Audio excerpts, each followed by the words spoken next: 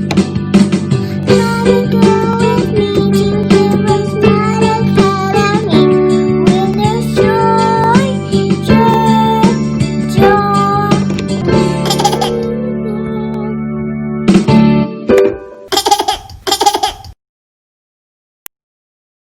begin with a word of prayer and we'll move right along into today's lesson. We thank you, Lord, for this time we have to learn and grow. We seek to do the best we can and add to what we know. We love you, God, with all our hearts, and to others love we show. Pleasing you is our goal, not to our lesson we should go. In Jesus' name, amen. I believe in Jesus Christ, the Messiah who died and was resurrected from the dead to save humanity from sins. He is my Lord, Master, Boss, and Savior. I love God, I love myself, and I love others with the God kind of love. I believe the Bible is inspired by the Spirit of God and is the basis for morality, rights, and wrongs. I look to the Spirit of God to understand God's intent behind every letter of the Bible. I abide by this intent, and I live to honor God in thought, in word, and in deed. I believe there is a heaven to gain and a hell to shun. Father, please give me grace and mercy to please you more. This is my morality creed. In the name of Jesus, amen. Hi, Mrs. Theta here with HeroesMart Homeschool Academy. Welcome to class. It's good to have you here. Today we're talking about shapes and angles. We, in previous lessons, have talked about the right angle.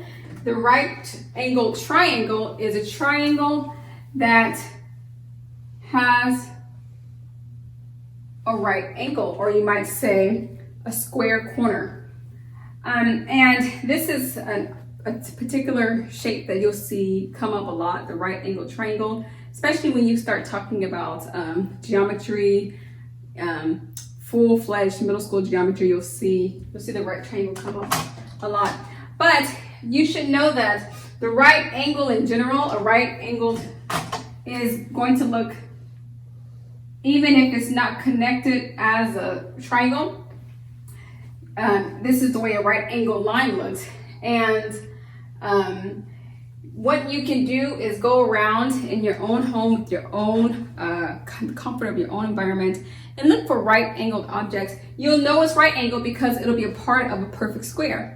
Remember, right angles are also called square corners, not rectangular corners, but square corners.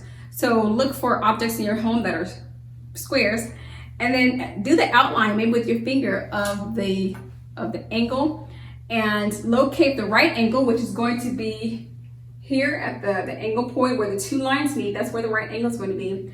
And have some fun just looking for objects where you can locate the right angle on the object. Right angles can also be any position, so they can be down this way, they can be up this way, they can be over this way. They can be turned any type of way. So you're not looking for a matter of position, just a matter of a square that has right angles. You could start with, maybe if you have one of those, my children have books. Sometimes you'll have a book that's perfect square. That's a good place to start and have some fun with that. Also complete the exercise in the workbook and see if you can complete how to draw 6 squares or rectangles and mark the right angles. That's all I have for you today. Thank you so much for coming to class, for being a part of today's lesson. Until next time, remember, Jesus loves you, and so do we. God bless.